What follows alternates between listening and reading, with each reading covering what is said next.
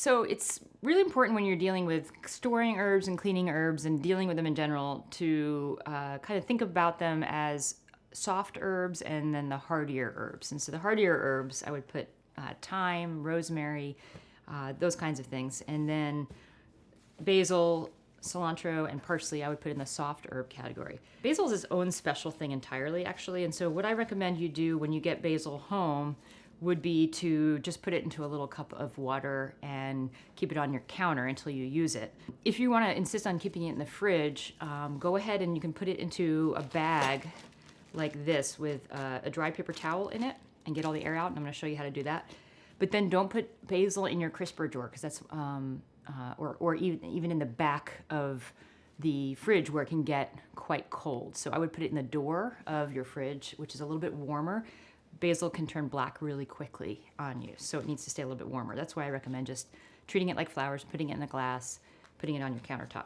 Now, thyme, being hardier, if it feels extremely dry to you, then you can take a paper towel and lightly moisten the paper towel and then roll the thyme here. This is how I'm going to show you to keep a lot of herbs. Put it in the bottom of a zip bag and then get all the air out.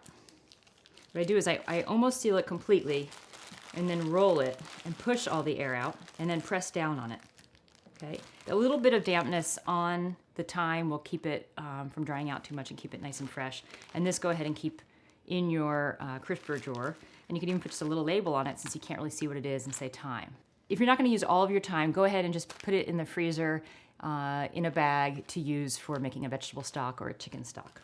If you're dealing with the softer herbs, like let's say, for example, cilantro, which is going to come to you already a little bit damp, the first thing I recommend is just cutting off the end part here, taking off the tag, and then actually I don't recommend washing it before you store it.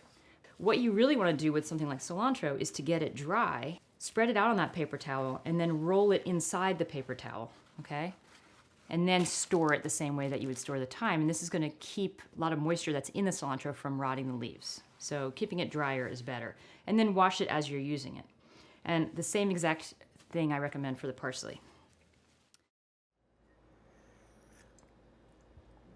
Oh, we're filming. Thanks for watching my videos. My name's Becky Selengut. I really appreciate you hanging out here with me for a little while. Feel free to check out my website at www.beckyselengut.com or either of my cookbooks I've written, Good Fish and Shroom, and I'm working on a new one called How to Taste. And what else can I tell you? If you liked any of the silly dad humor or humor in any of my videos, feel free to check out my comedy podcast, Look Inside This Book Club, and take a look at all the other videos that I have on my channel. Thanks so much. Cheers.